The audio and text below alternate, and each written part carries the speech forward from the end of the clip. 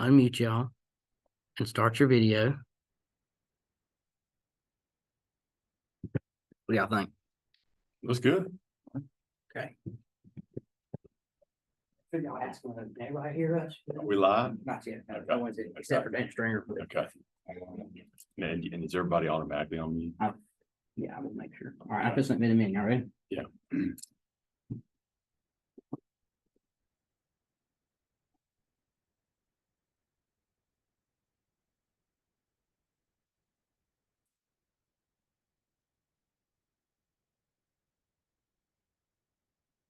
Probably looking at this, he's going to get a lot of money out of it one way or another, and at the end of the day, it's going to work out better for him and the country. Hey, good evening, everybody. Also, what it's going to do is kind of excite.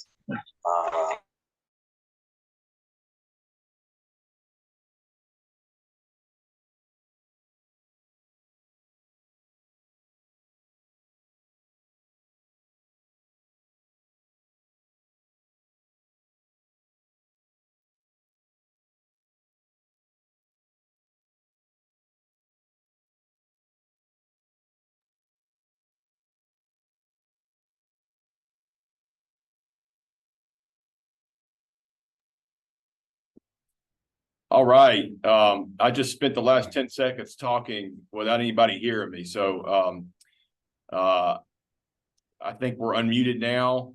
Want to welcome everybody. Good evening. Welcome to the Mississippi Republican Party 2024 Precinct Caucus and County Convention training session. We're glad that you all are here. Just so that you know, as a little housekeeping matter, we've got everybody on mute right now, just so that we don't have any sound interference. As we go through the training, if you have any problems with the sound, or if you have any questions or comments, you can I believe there's a function on Zoom where you can add a comment, and we have somebody monitoring those comments. You can also feel free to text me. My name is Spencer Ritchie, and you can text me at 601-213-8053. You're welcome to text me at any point during the training. Again, that's 601-213-8053. So you can either text me or post something in a comment on Zoom. And our plan is to address any questions that you have at the end of the training, just so we can kind of get through and not get sidetracked, and then address any questions that anybody has at the end. And if you don't have any questions, then you can go about your evening. We know everybody's busy on a Thursday evening, but let me go ahead and again introduce myself. My name is Spencer Ritchie, and I was the executive director of the state party the last time we had a real caucus and convention process in 2016. As you all know, our caucus and convention process was interrupted by COVID in 2020, and so the last time we actually really did this was in 2016. And at that time, again, I was the executive director, and to my right, maybe to your left, Jamie here was working on behalf of the Trump campaign, and so he and I worked a lot together in leading up to our state convention, and starting with the precinct caucuses, and then to the county conventions, and then to the state convention, and then on to the national convention. So, yes. Jamie Peavy, thank you very much for being here. Thank you. And then here shortly, we'll have Pete Perry, who's the former chairman of the Hinds County Republican Party. He has gone through probably a dozen of these, and he is going to be with us here momentarily to kind of walk us through the nuts and bolts of this process. Now, I know many of you have gone through a party reorganization before, and so a lot of this is going to be information that you already know. Not much has changed. The laws are the same. for the most part. The process is the same for the most part. So for those of you that have done this before, this ought to be more of a refresher course. Now, before we really get started, we are going to attempt to play a very short video from a special guest, Mr. David Bossy, who was the deputy campaign manager for the Trump campaign in 2016, somebody that Jamie has met before. He is a Republican National Committee member, and he's actually the co-chair of the Republican National Convention in Milwaukee this summer. And so we've got a little message from David, but before we play it, just as a preface, we may have some technical difficulties with this. We tried to play it a little bit earlier and encountered some problems. So I really hope we don't, but if we do, we'll figure out a way to get this video out to you another way. But it was very kind of David to take time out of his very busy schedule to record a message for these trainings, especially for these trainings. So give us a minute. We'll try and get this short video up.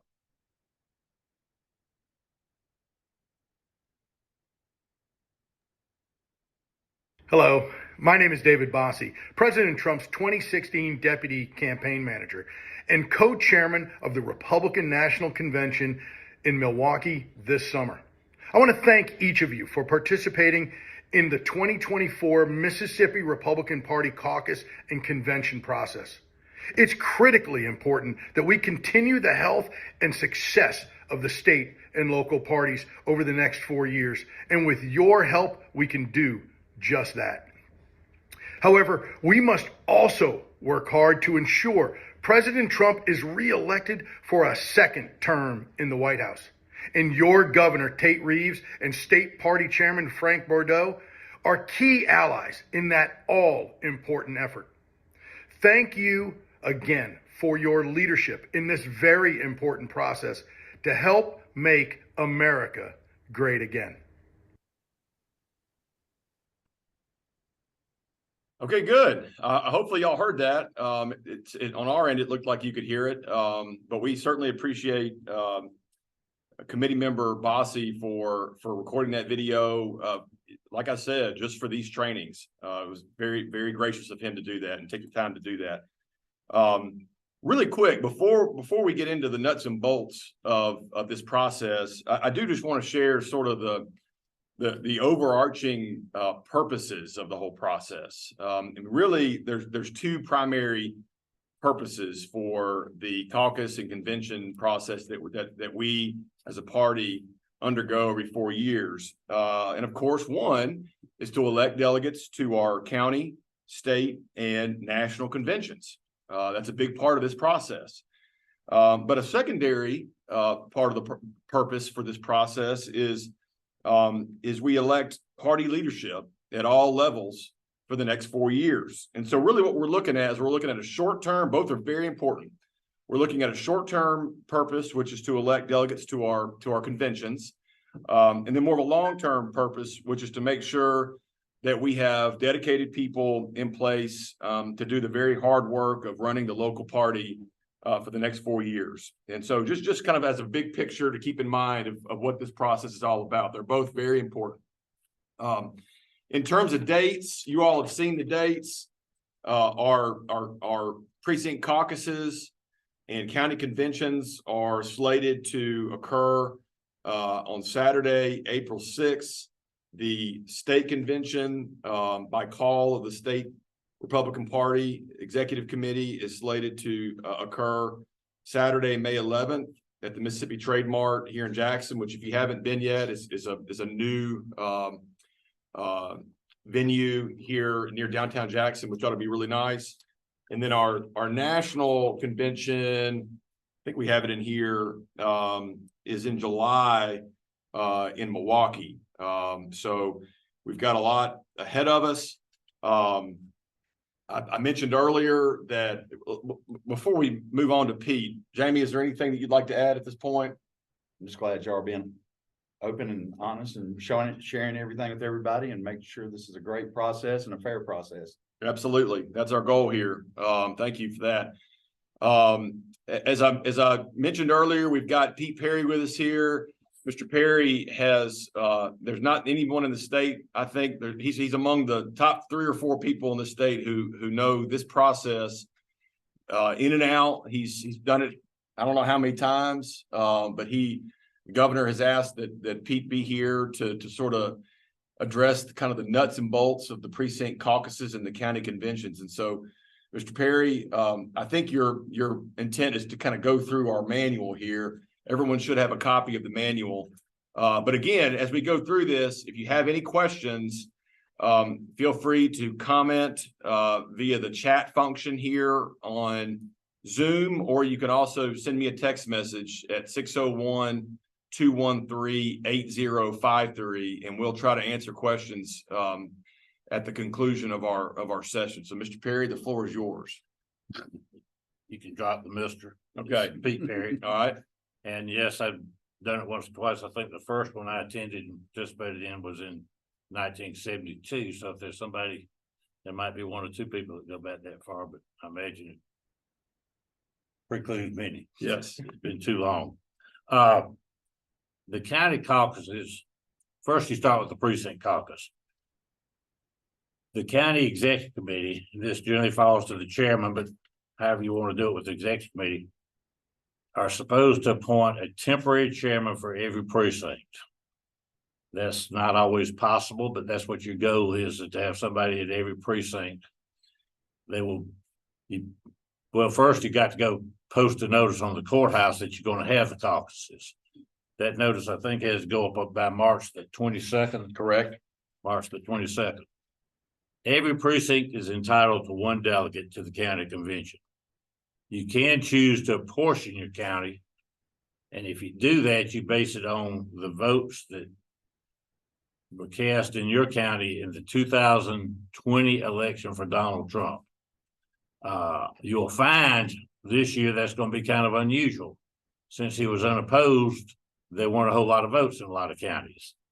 I mean, the number of votes we were looking at in our precincts in Hinds County is 10% of what they were in most times before when we were apportioned.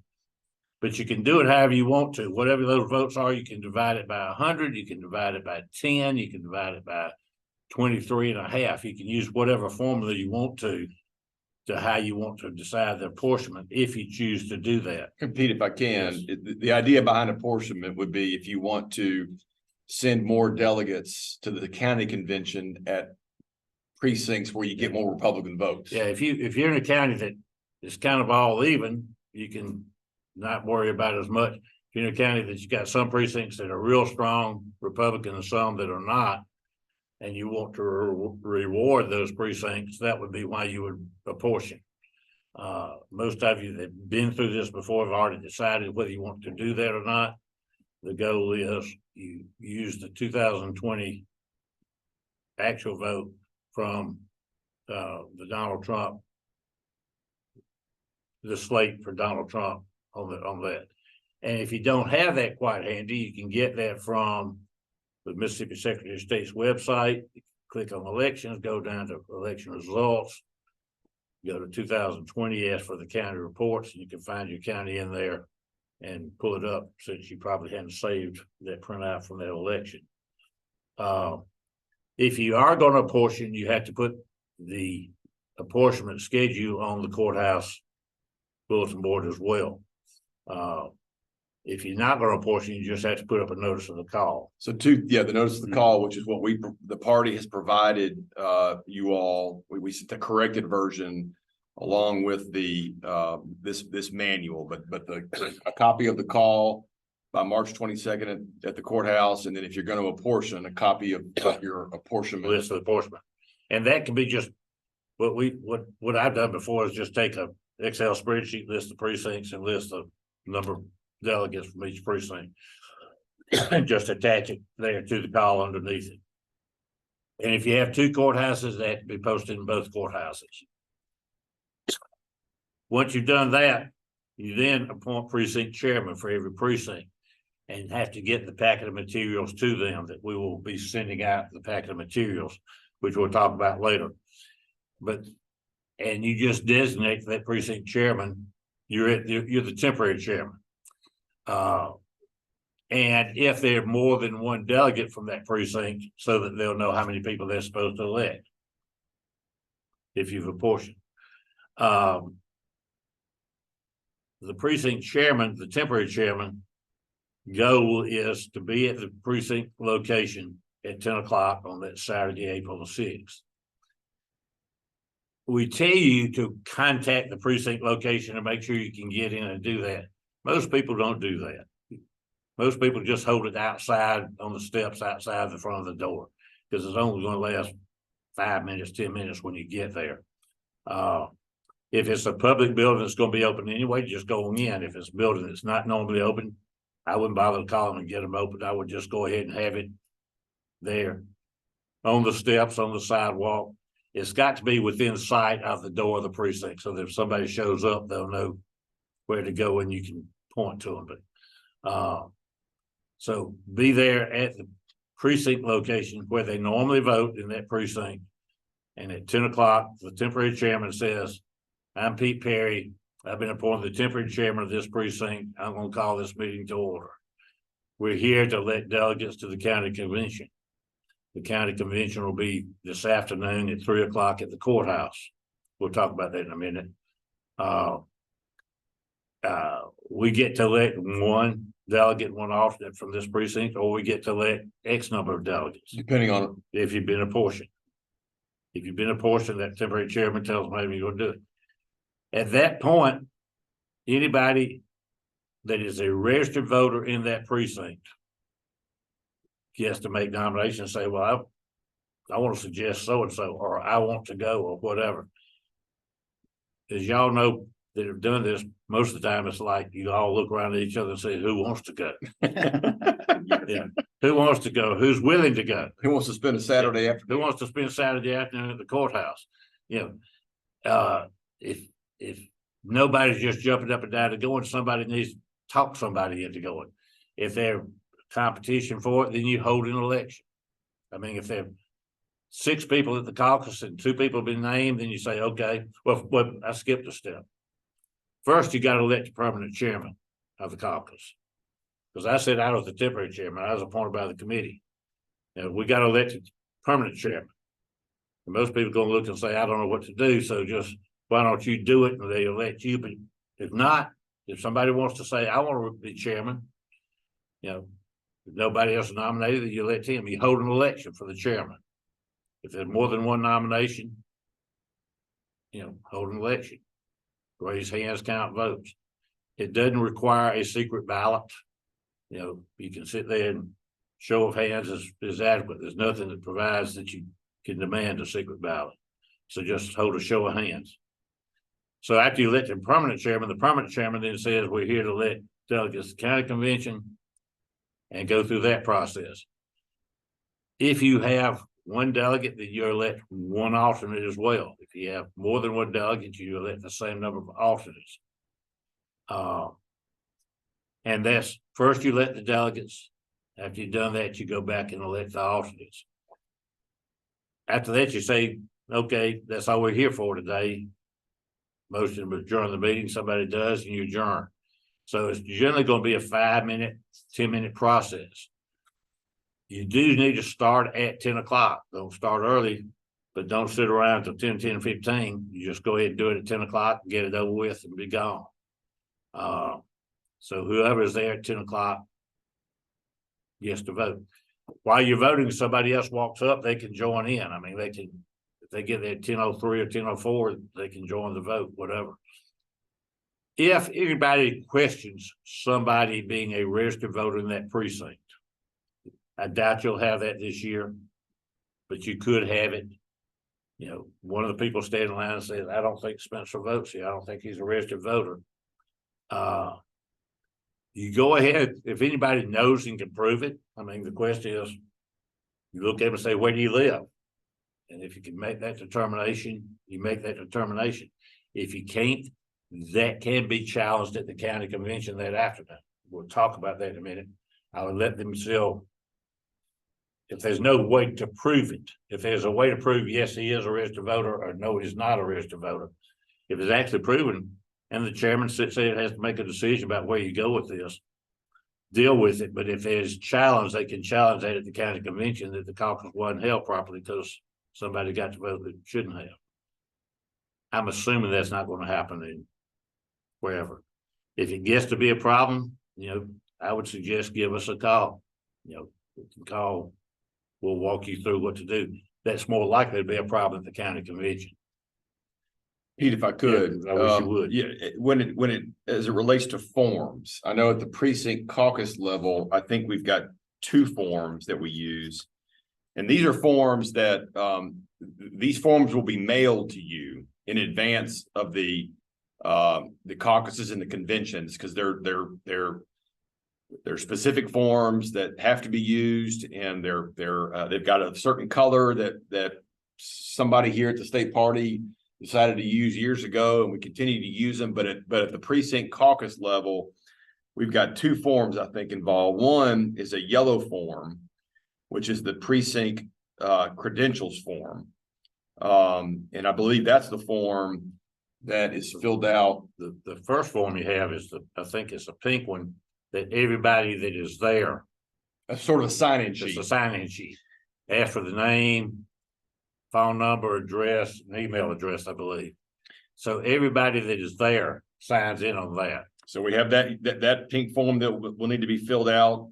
Everybody that participates in the precinct caucus, and then the yellow form is the precinct credentials form, and I think it shows who was elected. Yeah, and whoever the chairman of the precinct caucus is ought to fill this out. But you got whoever is elected a delegate or multiple delegates, an alternate or multiple alternates.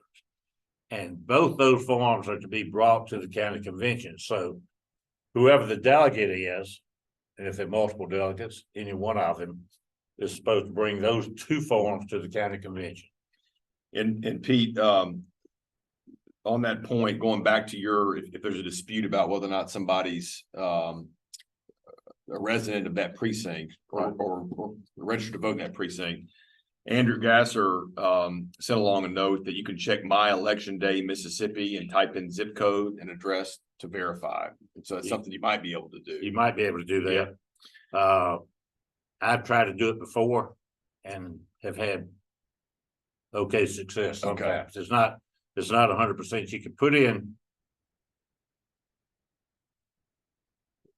what are you going to put in? You're going to put in what if I'm challenging Spencer, and Spencer says I live at 123 Main Street, you're going to put in 123 Main Street, and if that's in the precinct, okay. Yeah. The question is, does he actually live there? If he actually live there, yeah. And so, I mean, it can be a tool. It's a tool. Yeah. It's a tool. It's on the Secretary of State's website, and you can get there, and you can check that too. You can't say because his driver's license has a different address, that's where he lives, because that driver's license could be 4 years old. Could be old. It's the same thing if you've ever worked as a poll worker where somebody could come in and challenge a voter. I mean, it's the same process, and we go through it. But yes, you can look it up if there's a challenge. I doubt seriously there'll be challenges, but there could be 1 or 2. Just know it can't happen. All right. And then if you don't like the results of it, if anybody doesn't like the results of the decision that's made there at the precinct caucus, they can go to the county convention and challenge it there. And you have to have we'll talk about this in a second, a more formalized process there to check and see if it's a legitimate elector. Let's say Jamie wants to question Spencer, but Spencer still gets elected to be the delegate. Mm-hmm.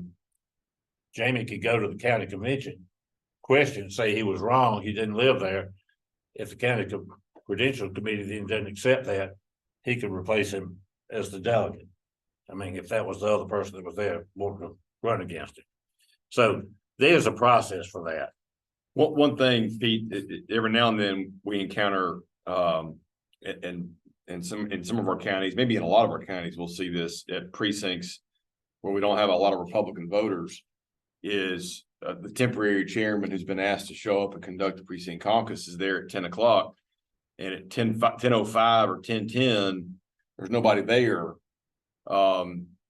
I've heard of people taking pictures of the caucus site and just to try and document that nobody was there, and just in order to sort of prevent a situation where somebody says, I was there and there was nobody else there. And so I dispute. Yeah, that would be good. Okay. Yeah, if you're the temporary chairman and 5 minutes after 10, well, actually, legally, technically, if at 2 minutes after 10, nobody has shown up, you call it to order. If you want to elect yourself, elect somebody to be the delegate, adjourn and go home. Taking a picture to show that because the cameras, show the time it's taken. Well, as someone who's participated in a one-man precinct caucus before, Yeah. I had to elect myself the chairman and elect myself the delegate. So And that's not uncommon. yeah. Let's go the other way. What if you show up at the precinct and nobody shows up with the papers? The temporary chairman doesn't show up. And you're there at the precinct. Nobody else is there. There's no paperwork. There's no nothing. You can do the same thing. Take a picture. Here I am by myself. Nobody else here. Ain't no papers. I'm standing in front of the door to the library and nobody's there.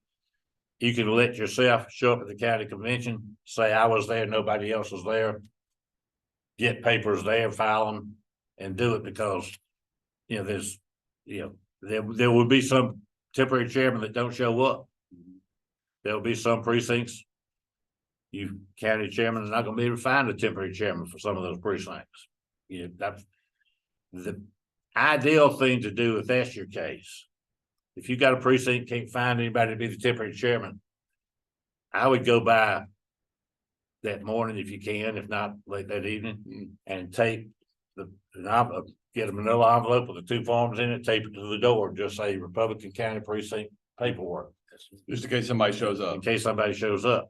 Ideally, go by after there, 11 o'clock, take them off the wall, take them off the door. And I don't say the chairman has to do all this, get different people in the area to help go around and cover those precincts where you can't find a precinct chairman. And there are plenty of counties that you will not be able to find precinct chairman for all of them. But that's the best operating procedure. All right, so we've finished our precinct caucuses, and we've got the chairman the elected chairman has got the yellow and pink forms in hand. Well, no, he's got, if it's finished, you fill those out, but whoever the delegate is ought to take the forms. Okay. His delegate takes the forms to the county convention because the precinct chairman might not be going. I've got one more question if I could interrupt. Yeah, Go ahead, Jamie. I've received a text message. One of the chairmen didn't understand how to do the apportionment. Okay, Before we move on. okay, His percentage. how to do the apportionment. And I will say this, I'll Pete, let you explain. No problem, yeah. But the apportionment can be complicated. It's sort of a math problem.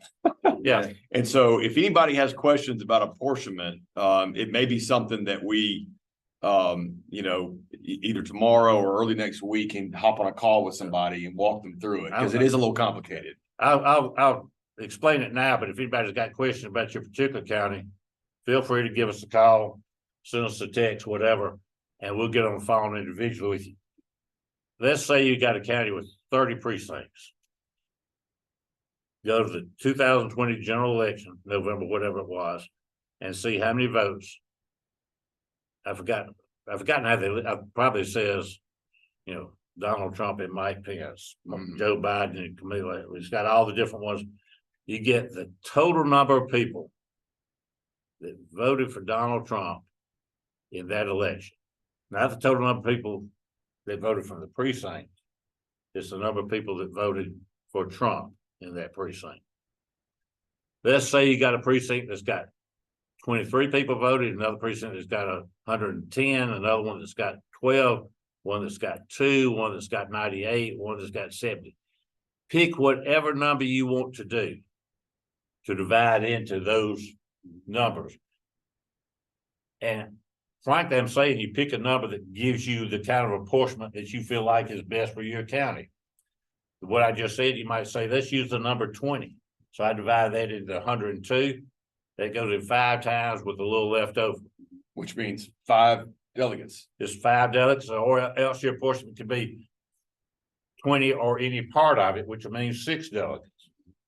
If you're saying 20, if it rounded off at 5.5, you get 6. If it rounds off at 5.4, you would get 5. But you could say 20 or any portion thereof, and therefore 102 would give you 6. So basically, it's, But you've had the precinct that had 18, they get 1. The precinct that had 32 gets 2. So you pick the divisor. Yeah. Again, Again, my 5th grade math is coming. Yeah. I think that's the term. You pick the number that you want to divide into that number of votes. so basically every precinct gets 1 at least. There's, And then on top of that, like if this precinct received 20% of the overall votes, in that they get 20% of the delegates. If they got 20% of the counties. no. Okay, that's- what you're trying to do with apportionment, and you're onto it, Jamie. What you're trying to do is you're trying for the precincts that have more Republican voters, Mhm. is you're trying to account for that with apportionment. And so the standard apportionment is that each precinct gets 1 delegate to the county convention and 1 alternate. But if you're in a county where you're like, you know what, I'd rather reward those precincts where there are more Republican voters. Because there's more Republican voters in those precincts, I think they deserve more delegates to the county convention. And so you've got to have a formula for figuring out, okay, if we're going to do that, if we're going to give those precincts where there are more Republican voters more delegates to the county conventions, how do we come up with that number? And what you use is you use the vote totals that Donald Trump received in the 2020 general election, and you figure out a way to use that number to determine the number of delegates to the county convention. but it's not in this precinct. We got 22% of the total vote, so we get 22% of the delegates. No, it You doesn't have work to have out. 1 in the other. No, but it doesn't even work out that way. It's not a percentage, so don't go to the percentage. It kind of will give you that result, but it's not that exact result. So The whole idea is it's premised on it's unfair for a precinct with a lot of Republican voters to only get to send 1 delegate to the county convention. And so how you account for that or how you address that can be a little complicated, and we're happy to walk anybody through that. let me just, there are plenty of counties, probably half the counties or more, that will have a 1 delegate, 1 alternate division, because the county's kind of evenly spread around. Mhm. I'm gonna use one I'm familiar with because we've done a contest down there recently, Pearl River County. There are 4 or 5 really big precincts, but other than that, it's still pretty even across there. Spread out between, Except for the size of it. Here in Hinds County, we have 107 precincts.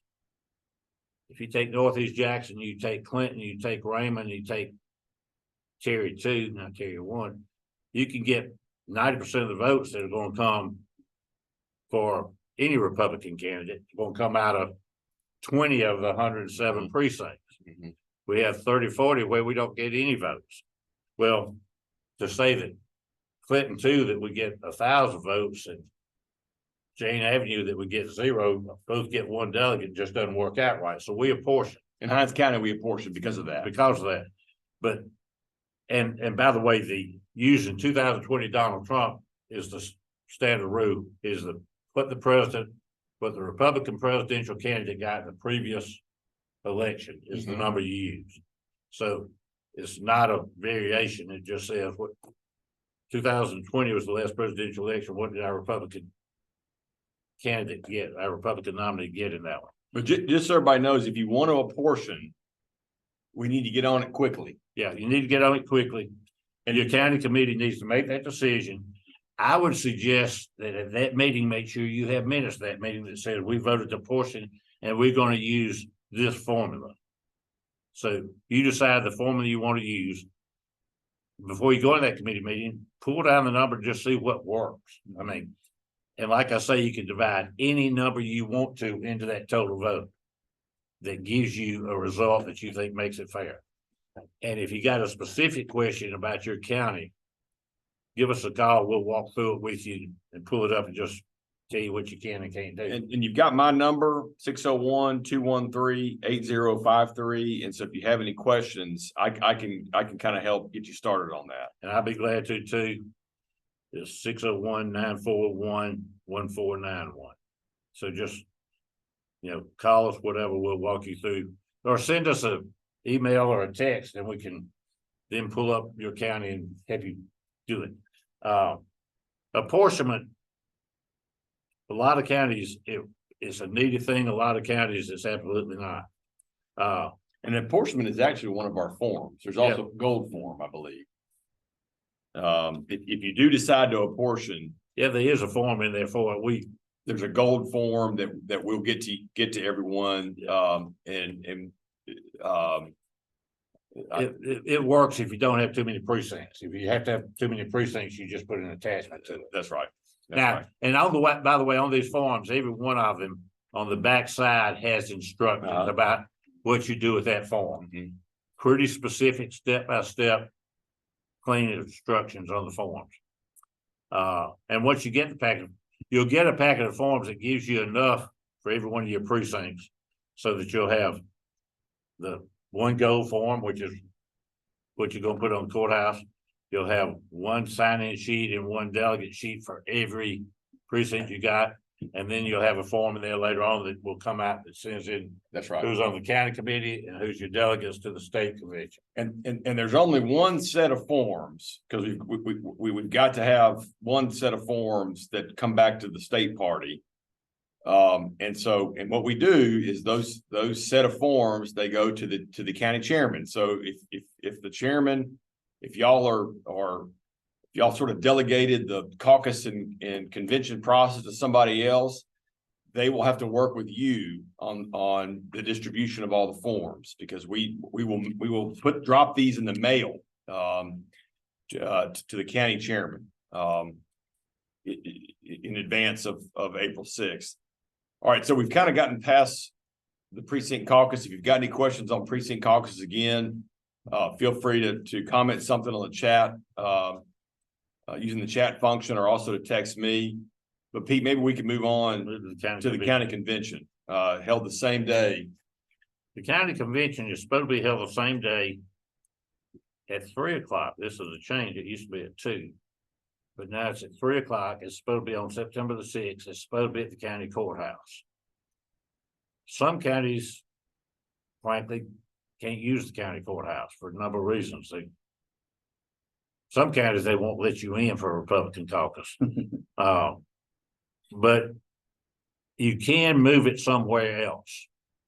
But you need to submit that to the state party chairman, and we'll send back a letter saying, yes, it's okay for you to use XYZ library or whatever. But and that needs to be noted on your call that you put on the courthouse, at the courthouse too, I think. Yes. Even though you're not going to the convention unless you are a delegate or an alternate, but visitors are allowed, so they would still need to know it. If you move it from anywhere from the courthouse, you've got to put a notice on the courthouse door where you're having it, so that people that show up there will know to go somewhere else. But if you're going to do it somewhere other than the courthouse, make sure your temporary chairman know to say you're elected as a delegate. The meeting is going to be at somewhere else. Your temporary chairman of the precinct caucus. Your temporary chairman of the precinct caucus would need to know that. So at 3:00, you should be able to start the convention. If you got a bunch of counties, a bunch of precincts, it might take you a while to get everybody signed in. I would ask, if you got a lot of precincts, that your temporary chairman tell the delegates that are elected to get there early, so that you can kind of get your convention started somewhere close to time. Because you got somebody at the county convention who's a credentials committee person. Yeah, You need to have somebody at the county convention set up where the delegates could come in and sign in, bring their forms, get authorized, say, yes, you were elected. Here's your delegate badge. Yes, you're an alternate. Here's your alternate badge. If you're a delegate, sit over there. If you're an alternate, sit over here. And if you're a visitor, sit back in the back. You do need to have it separated so the visitors aren't where the delegates and alternates are. The alternates don't get to vote at all unless the delegate is missing. If you have 3 delegates and 2 alternates elected, and one of those 3 delegates doesn't come in, one of the alternates gets to move over and be a delegate. The other one still stays as an alternate. You should have your credentials committee set up in case you did have a challenge. I would hope that if anybody is going to be challenging what happened to the precinct, somebody from that precinct goes ahead and calls and lets you county chairman know that this is coming up so you'll be prepared for it. Let's say that the Belhaven College precinct, there was a challenge issued.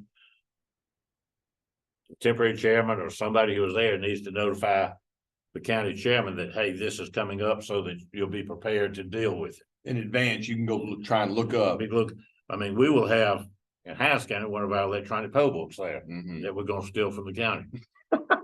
Borrow. That does have all the registered voters in the county available there and where they live and whatever. If y'all have if your county uses electronic poll books, I would suggest you ought to have one at your county convention and they'll let you borrow it and use it because it's, they use it for school elections even, but so we'll have that so we can look up and deal with it. But have your credential committee chairman and committee. I'd say a 3-person committee so that they can deal with any challenges that are coming up. Hopefully you won't have it. So at 3 o'clock or whenever after everybody's been signed in, everybody that's standing in line is signed in, the county chairman starts the meeting, declares that he is the county chairman, so he's the temporary chairman of the convention. The first thing you do is elect a permanent chairman of the convention. So anybody that's a delegate can make a motion, nominate somebody to be the permanent chairman of the convention. 99% of the time, if the county chairman is there, they're going to be elected because just like the precinct caucuses, they kind of know what the process is supposed to be and how to make it work. And they've been briefed, so you've been through this rather than somebody else. If the county chairman is not present, then you have to appoint a temporary chairman. I've forgotten what the rules say about how we do it. It says in here. I don't have my glasses, but all right. Down here, this section right here. If the county chairman is not present at the convention by 3 p.m., the person bearing the precinct caucus credentials for the largest precinct represented at the convention should serve or appoint someone to serve as temporary chairman. Yeah, that's it. So the largest precinct, based on the number of registered voters in your county, if there's a delegate from that precinct, they serve as temporary chairman or they appoint somebody.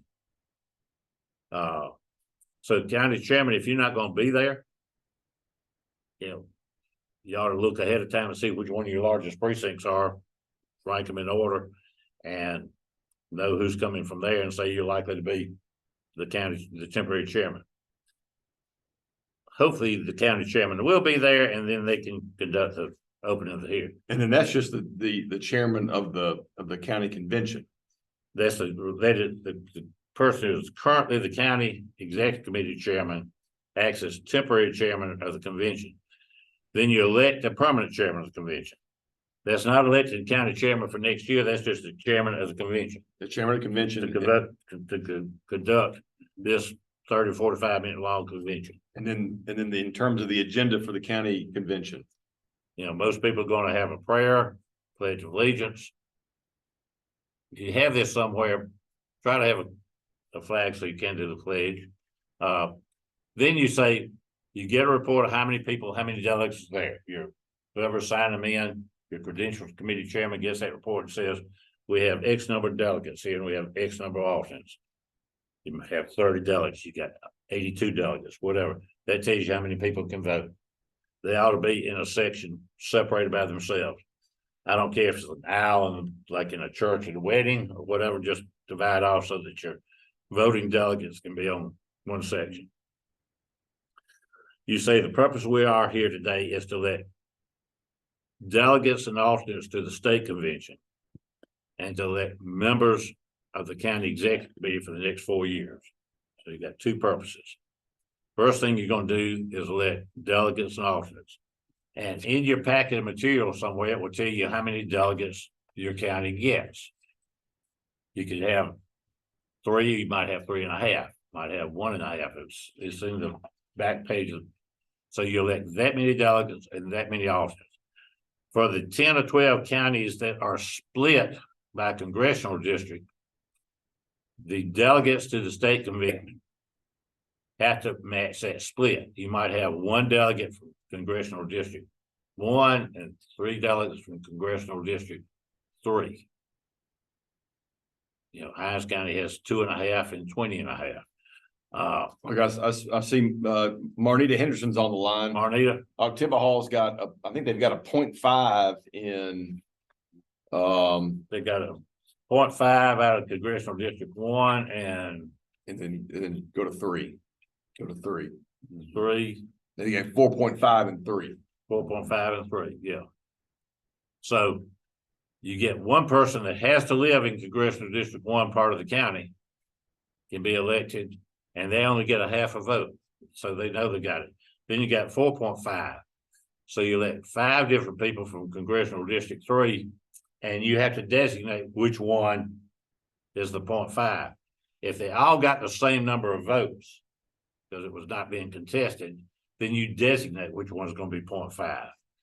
But if you had 9 people nominated, the top 4 vote getters get the full vote, and the next vote getter out of the 9 gets the half a vote. So if you have a contested election where you nominated, we'll use Octavia still, 7 people to be the delegates of the state convention, you take a vote. You can do this with a standing vote. You can do it with passing out ballots. You can, pass out blank paper that. If you're going to have ballots, I would have some kind of board up there where you could be writing the names so that people can see the names. Jamie Peavy, Pete Perry, Spencer Ritchie, Ty Austin, those are the nominees, so that they can know if they have to write it down. If you're going to do it by just standing, it's still nice to have that so people know what the choices are when they're going into it. I would make sure you read it out, make sure everybody's aware, take questions, and then take votes. You don't have a nomination, second speeches and whatever, but you just get the names, vote on it.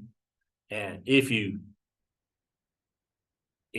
have more than what you're going to elect, you start off dealing with that with the half votes. After you elect that, then you elect alternates. Oftentimes, the people who didn't win this get nominated to be alternates. Sure. Just that's the time. It doesn't have to be, but you take a whole nother set of nominations for alternate. Same set of rules apply. All right. Well, Pete, let me ask you about some counties adopt the use of a slate. Some counties will have Absolutely. there are people who know they want to serve for the next 4 years, know they want to recruit poll workers, know they want to train poll workers. Everyone knows who they're going to support at the state convention, and if they're elected to the national convention, everybody knows who they're going to support. And so some counties will adopt the use of a slate and just say, we're going to do it just for efficiency's sake. We're going to have an up or down vote on the slate. What you would do there is, and I think probably the majority of the counties do this. Your county committee that's in existence right now today has a nominating committee, and they nominate a bunch of people, and you can gather those nominations however you want to. You can deal with it among the people that are on the committee. You can put the word out and say, we got a nominating committee. If you want to be a delegate at the state convention, let us know. If you want to be on the state committee, on the county committee, let us know. And that's good practice. And that's a great practice. And set a deadline. We want to know by March the 28th, any recommendations. Put an email out to your email list, not just your committee, but get it from then your nominating committee comes up and says, well, we're going to nominate these 3 people to be a delegate this half person to be a delegate, these to be alternates, and these people to be on the county committee. They prepare a slate, and if you do that, then I would suggest have that slate on a printed ballot so that you can pass it out with write-in lines underneath it. And that doesn't mean that they're gonna get elected. That doesn't mean they're gonna be But elected. what it does mean is that you've had an opportunity to sort of vet people to make sure that they are, ready to work and are gonna support President Trump. They're gonna support the nominee. They're gonna support the We nominee. don't have a nominee. They're gonna support the nominee. That's right. And so that you use that Yeah. process and it becomes more efficient Yeah, that way. I mean, But it doesn't mean it's gonna work. does that mean it's gonna work? It's not, but you've also vetted to say, are you willing to go spend Saturday, May the 11th in Jackson? That's right. So that you don't nominate a delegate or an alternate that ain't gonna go on May the 11th. And so Don't have to do it that way, but it's a method that it's many a method. counties use. I would say most counties use it. So, and if you do that, that gives you the chance to have a printed ballot, just run it off on a copy machine. Just make sure you leave space that for each one of the elections you gotta have. And make sure you leave lines to be able to add other names. I would make sure you carry some pens and pencils if you're gonna use a paper ballot to have to be able to pass out, because people not gonna always be like you, be prepared. So having the nominating committee that creates a slate is a great beginning. So get in your county committee, make your slate up about the delegates, the alternate delegates, and then be prepared when we get to the next step for the executive committee. But the biggest thing to watch is if you're in the split counties that you do, who you elect is actually from that part of the split, which is that congressional district. And if you have a 0.5 delegate, who is the 0.5? Because you're gonna have to add, you're gonna have to designate that on the papers that we send in. So first thing you're gonna do is elect delegates to the state convention, alternate delegates to the state convention, and then you elect the county committee. State law says your county committee is supposed to consist of a minimum of 18 people, and state party rules say the maximum number is 36. And you can go from 18, you can go to 36, however you want to fill that. The rules say first you elect 18. So you elect 18 members. And then those 18 decide how we want to fill the other 18. They may go, go ahead. No, I was just gonna say, and just so everyone knows that in the past, state law has required that you elect a certain number from each supervisor's district. That is no longer a requirement. I checked that. Yeah. The legislature has removed that as a requirement. And so you can elect your committee membership once you have your sort of a minimum 18. Minimum 18. That minimum 18 can decide to populate the remainder above that number however means they want to. Yeah, for those of you that have been around a long time, it used to be 3 from each supervisor district and then 3 at large. And then the other 18 could be however you wanted to. Now it can be the original 18 can be however you want to. So they don't have to go by that old law. It is no longer the law. But 36 is the maximum. You don't have to have 36. Some counties you just will be lucky to get 10. Some counties you're going to have people beating on the door to be part of the 36. So we got from one extreme to the other.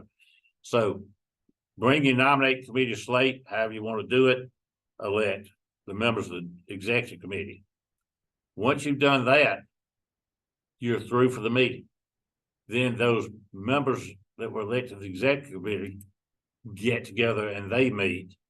And supposedly they do that afternoon at the end of the meeting and elect the officers, a county chairman and a county secretary.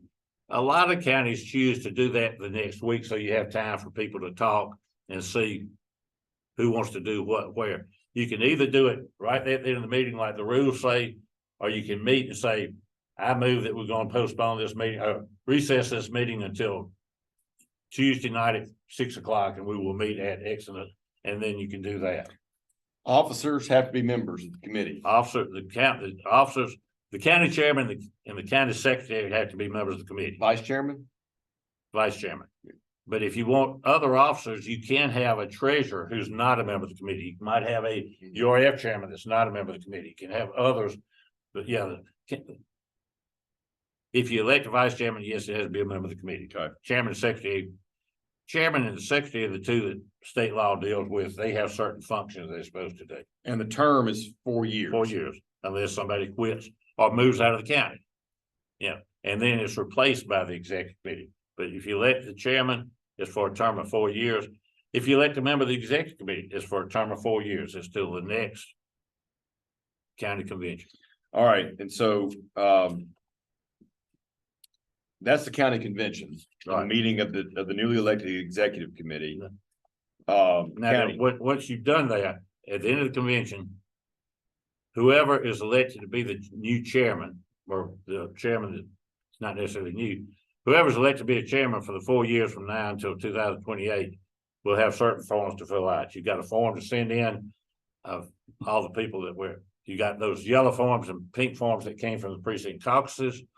You fill out the list of who is elected delegates and I alternates. think that's the green form. Yeah, and then you fill out who is on the executive committee and who the officers are there. And that's the blue form.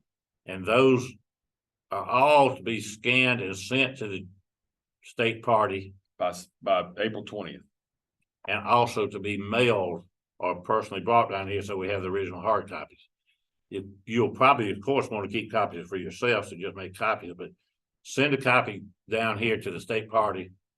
And the original of who's been elected as delegates, all that has to be down here, so that the credentials committee can be looking at them to get a list of who's going to be delegates at the state convention. Mm-hmm. All right, Pete, we've got a question about how many executive committee members are elected by the convention delegates and how many by the newly elected executive committee. That's a good question. I think you could do that However you want you to. choose to do it, Mhm. because the old law that no longer is the law said the convention delegates elect 18. Mhm. But since that law is gone, Mhm. I don't think there is anything, I don't think the state party has rules that say differently. Mhm. Mhm. The problem, why we're hedging on that, quite frankly, is the rules that we were looking at had the old law in it. Yeah, right. And I don't think the state party has done anything to change from the old law. So I would say that could be up to, right now, it'd be up to the existing county committee. That, I think the existing county committee would decide the process of how it goes into the convention. It might be that the convention would elect the minimum number. I think the convention is supposed to elect a minimum number of 18. And then any number on top of the minimum number that perhaps the newly elected executive committee. That's the carryover from the process we've had. Yeah. So I think that would be it, that the county convention will elect 18, Mhm. and then those 18 Can add more. can if they add want to. more if they choose to. Yeah. And what most people are going to do, quite frankly, if 23 were nominated, you elect 18. Add those 5. Those 18, when they meet, are going to add the other 5 to it, 'Cause I can- and look for 4 or 5 more. I can tell you that Yeah. anybody that is willing to serve on a county executive committee and well, in some counties. In some, yeah. Well, I doubt that in any county you're going to get 40 people nominated. You Yeah. only elect 36. The answer to that question is, it sounds like we have some discretion under our rules. And maybe a good practice would be for the county convention to elect the minimum number.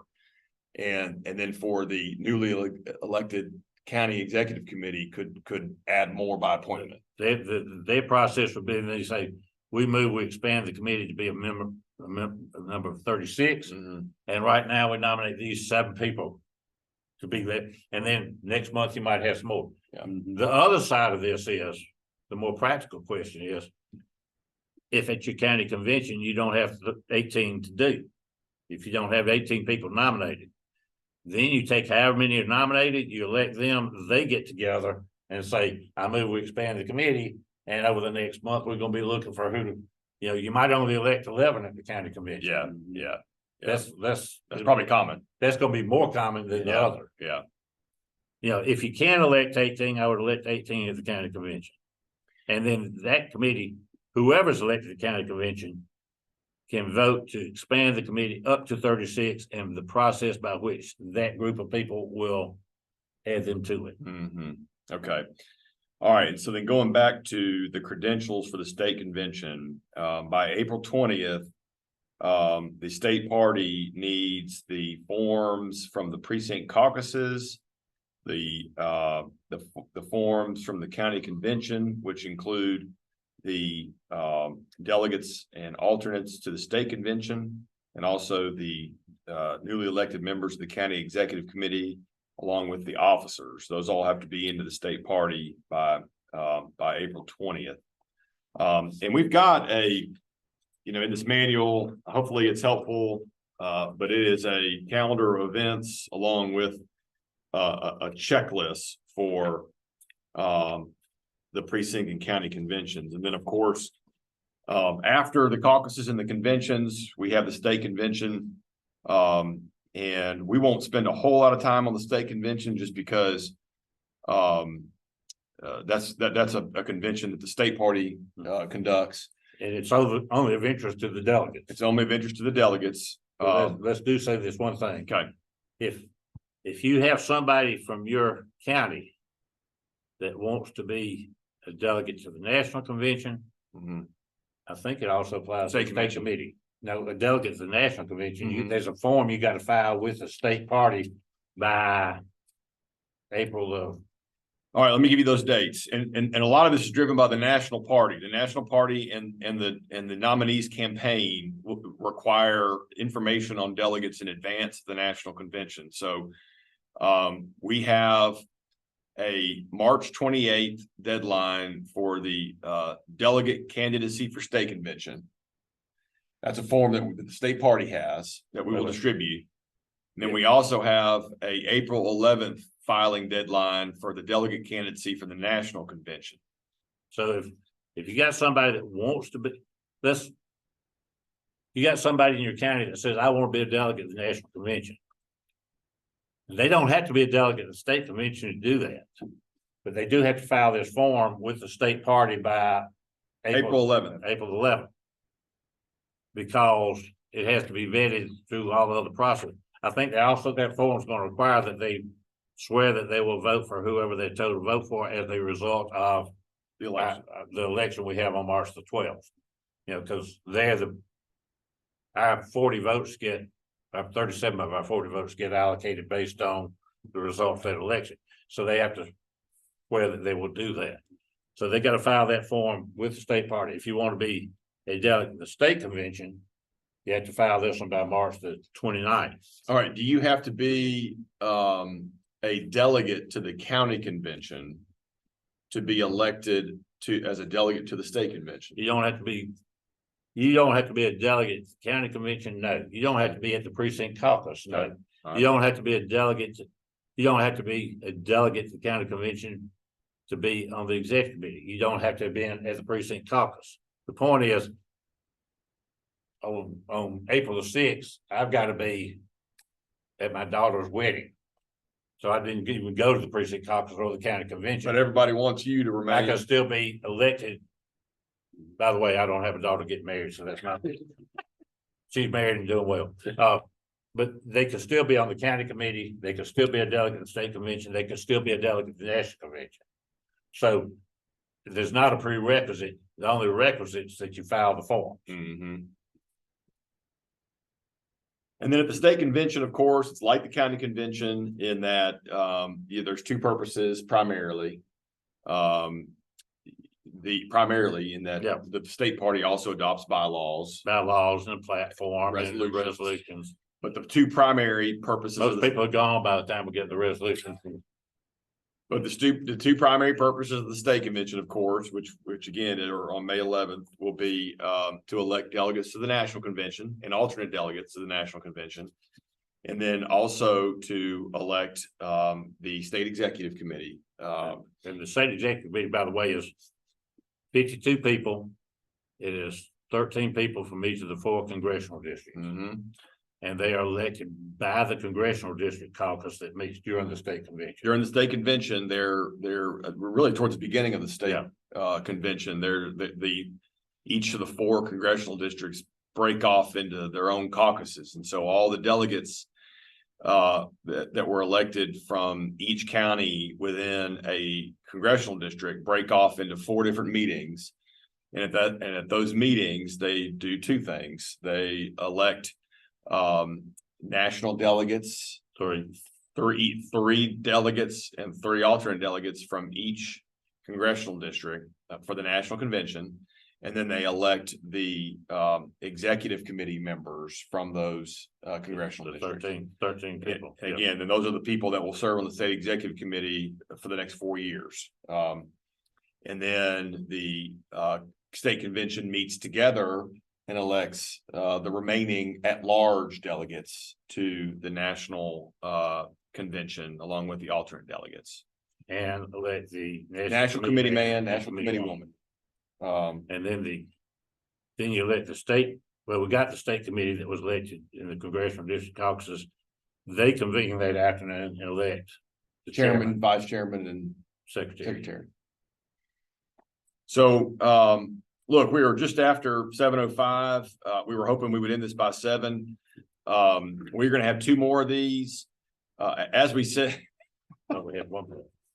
But I also thought this one started at 6:30. I do want to apologize. no, you're okay. I thought it started at 6:30. No, your timing was perfect. But look, as I said at the beginning, if anybody has any questions that weren't answered during the session, You got a question here. you got a question, Jamie? I was going to tell everybody, if you have a question, send it to info@msgop.org. I'm going to repeat that, You got that? info@msgop.org. And we're going to send out a fact sheet of all the questions. So if people have the same questions, Ty Martin with the party is going to be working on that. And we also, the chairman, Mr. Frank Bordeaux, just wanted to, say he was sorry he wasn't able to be a part of this meeting, but he has good people representing him, and he'll be on the next one if possible. So when are the other 2? We've got another one on Monday, I think. yeah, I think we're doing it may be Tuesday and Thursday. Okay, Yeah. But it's in that email that we sent out. I didn't get the email, but I thought. Okay. We've got one, our next one is March 5th at 6 p.m., which I believe is Tuesday. And then we've got another one on March 7th, Thursday, which is at 6 p.m. So if you'd like to do it again, anybody's welcome to attend these. So if you have anybody, again, we can only send out 1 set of credentials per county, but anybody's welcome to attend this training session. We are very unified as a party, and we're looking forward to this process. If we got county chairman on here right now who don't plan to want to be county chairman for the next 4 years, but you kind of think you might know who might be, I would encourage them to get on one of those other meetings along with you. Good point. Good point. I mean, because it will help, even though you might be in charge of this going on, it would help them to know where they're going. That's right. And if you got committee members that want to join on, let them join in too, because you're going to be asking them to help get some of this done.